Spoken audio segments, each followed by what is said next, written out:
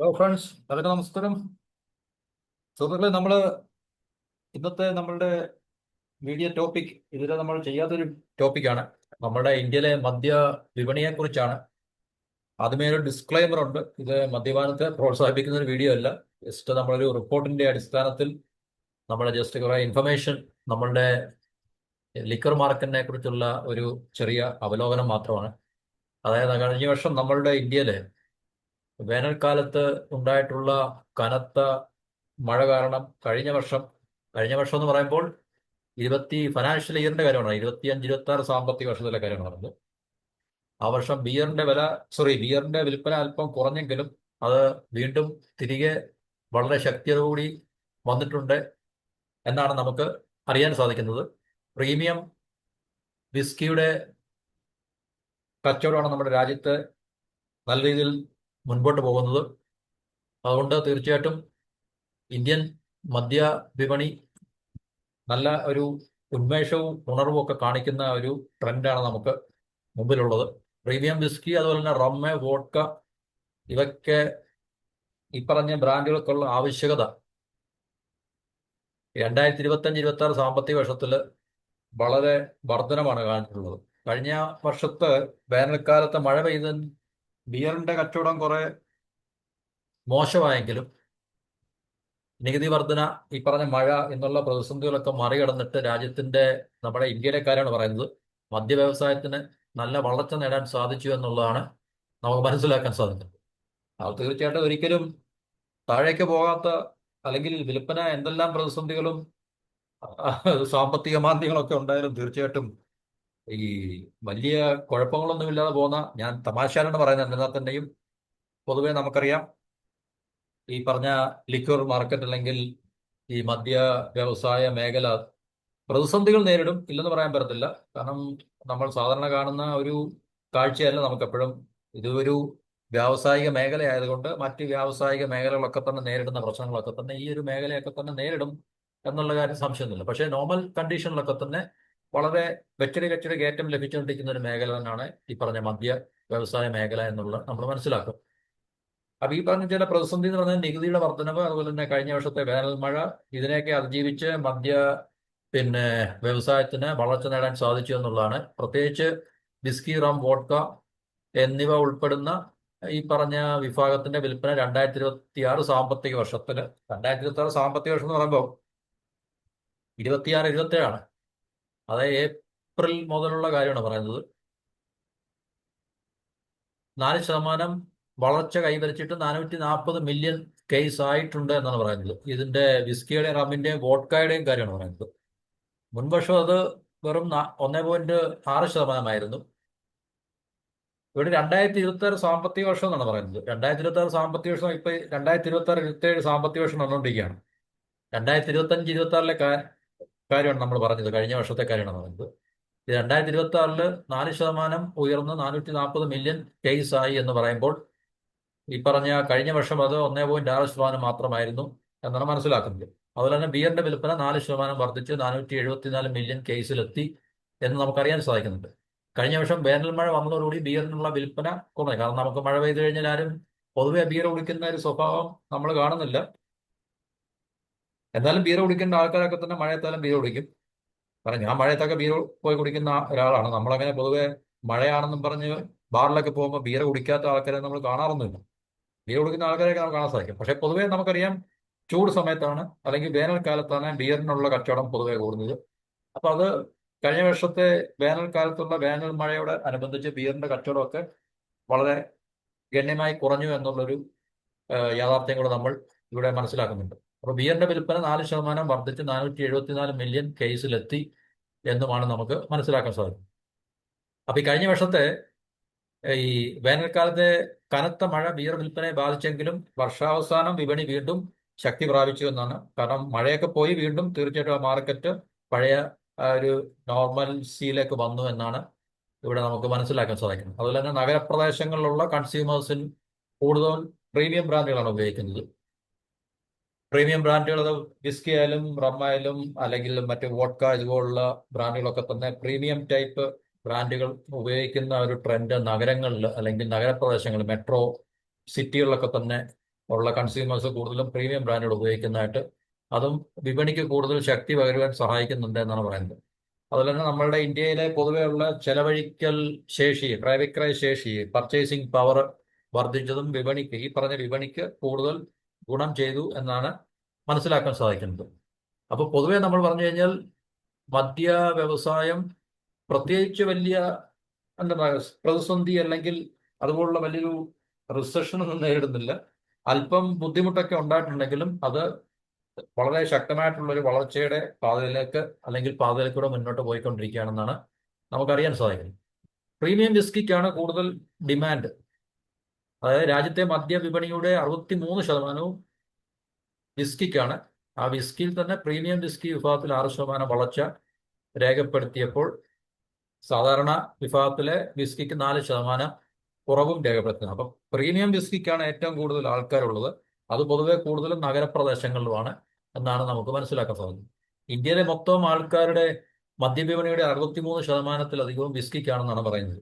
എന്നുവെച്ചാൽ കൂടുതൽ ആൾക്കാരും വിസ്കിയാണ് പ്രിഫർ ചെയ്യുന്നത് എന്നുള്ളതാണ് മനസ്സിലാക്കാൻ സാധിക്കുന്നത്. പ്രീമിയം റമ്മിന്റെ വിൽപ്പന 20%-വും വോഡ്കയുടെ വിൽപ്പന, അതായത് പ്രീമിയം വോഡ്കയുടെ വിൽപ്പന 33% ഉയർന്നു. അതേസമയം സാധാരണ റാം വോഡ്ക വിഭാഗത്തിൽ 6% വളർച്ച മാത്രമുണ്ട്. അപ്പോൾ ഏറ്റവും കൂടുതൽ പ്രീമിയം സെക്ടറിലാണ് അല്ലെങ്കിൽ പ്രീമിയം ബ്രാൻഡുകളുടെ വിൽപ്പനയ്ക്കാണ് ഏറ്റവും കൂടുതൽ വളർച്ച രേഖപ്പെടുത്തിയിരിക്കുന്നത്. അപ്പോൾ അതിൽ നിന്ന് നമുക്ക് മനസ്സിലാക്കാൻ സാധിക്കുന്നത് ഇന്ത്യയിലെ മദ്യ വിപണിയിൽ ഏറ്റവും കൂടുതൽ പിന്നെ പ്രിഫറൻസ് പ്രീമിയം ബ്രാൻഡുകൾക്കാണ് എന്നുള്ളതാണ് നമുക്കിതിൽ കൂടെ മനസ്സിലാക്കാൻ സാധിക്കുന്നത്. പെർണോഡ് റിക്കാർഡ്, ഡിയാഗോ, റാഡിക്കോ, കൈത്താൻ തുടങ്ങിയ കമ്പനികൾ ഈ പറഞ്ഞ യുവ ഉപഭോക്താക്കളെയും അതുപോലെ തന്നെ നഗര വിപണികളെയൊക്കെ ലക്ഷ്യമിട്ട് പുതിയ പ്രീമിയം ബ്രാൻഡുകൾ വിപണിയിൽ എത്തിച്ചിട്ടുണ്ട്. അപ്പൊ ഇതൊക്കെ തന്നെ കമ്പനികൾ ലക്ഷ്യമാക്കുന്നത് യുവാക്കളെയും ഈ പറഞ്ഞ നഗര പ്രദേശങ്ങളിലെ കൺസ്യൂമേഴ്സിനെ ഒക്കെ തന്നെയാണ്. അപ്പൊ അവർ കൂടുതൽ പ്രീമിയം ബ്രാൻഡുകൾ വിപണിയിൽ ഇറക്കുന്നതായിട്ടാണ് നമുക്ക് കാണാൻ സാധിക്കുന്നത്. ഇപ്പോൾ ഇന്ത്യയിലെ മദ്യ മേഖലയിലെ അല്ലെങ്കിൽ മദ്യ വ്യവസായത്തിന്റെ വിപണിയുടെ മൂല്യത്തിന്റെ പകുതിയിലധികവും പ്രീമിയം ഉൽപ്പന്നങ്ങൾക്കാണ്. കാരണം ഇവിടെ നമുക്ക് ഈ വിസ്കി 63%-ലധികം മൊത്തം കമ്പോളത്തിൽ അല്ലെങ്കിൽ മൊത്തവും വിപണിയുടെ 63%-ലധികം വിസ്കിക്കാണ്. അപ്പൊ വിസ്കിയിൽ തന്നെ പ്രീമിയം വിസ്കിക്കാണ് ഏറ്റവും കൂടുതൽ കച്ചവടം ഉള്ളത്. അതുപോലെ തന്നെ പ്രീമിയം റമ്മിന്റെയും വോഡ്കയുടെ ഒക്കെ വിൽപ്പന 20%-വും 33%-ആയിട്ട് വർദ്ധിച്ചു. അപ്പം പ്രീമിയം ബ്രാൻഡിനാണ് പൊതുവെ സ്വീകാര്യതയുള്ളതും അല്ലെങ്കിൽ കൂടുതൽ വിപണി നേട്ടം കൈവരിക്കാൻ സാധിച്ചതും. അതുകൊണ്ട് പ്രത്യേകിച്ച് എടുത്തു പറയത്തക്ക ഈ ബ്രാൻഡ് ഉൽപ്പാദിപ്പിക്കുന്ന മദ്യ വ്യവസായശാലകളെല്ലാം തന്നെ കൂടുതൽ പ്രീമിയം ബ്രാൻഡുകൾ ഈ പറഞ്ഞ യുവാക്കളെയും അല്ലെങ്കിൽ യുവ ഉപഭോക്താക്കളെയും നഗര വിപണികളെ ലക്ഷ്യമിട്ട് അവർ ഇറക്കിയിട്ടുണ്ട്, അല്ലെങ്കിൽ അവരതിൽ കൂടുതൽ ശ്രദ്ധ ചെലുത്തുന്നുണ്ട്. അതുകൊണ്ട് തീർച്ചയായിട്ടും ഇന്ത്യയുടെ മദ്യ വിപണിയുടെ മൂല്യത്തിന്റെ ടോട്ടൽ വാല്യൂ ആണ്, മാർക്കറ്റ് വാല്യൂവിന്റെ പകുതിയിലധികവും പ്രീമിയം ഉൽപ്പന്നങ്ങളാണ് അല്ലെങ്കിൽ കൈവരിക്കാൻ സാധിച്ചിട്ടുള്ളതെന്നാണ് നമുക്ക് മനസ്സിലാക്കാൻ സാധിക്കുന്നത്. കഴിഞ്ഞ ഏപ്രിൽ മെയ് മാസത്തെ കനത്ത മഴ ബിയർ കമ്പനികൾക്ക് വെല്ലുവിളിയായി. കാരണം ബിയറിന് അതൊരു എപ്പോഴും മഴയവർക്ക്, കാരണം ബിയറിന്റെ സെയിൽ എന്ന് പറഞ്ഞു കഴിഞ്ഞാൽ സീസണലാണ് പൊതുവെ.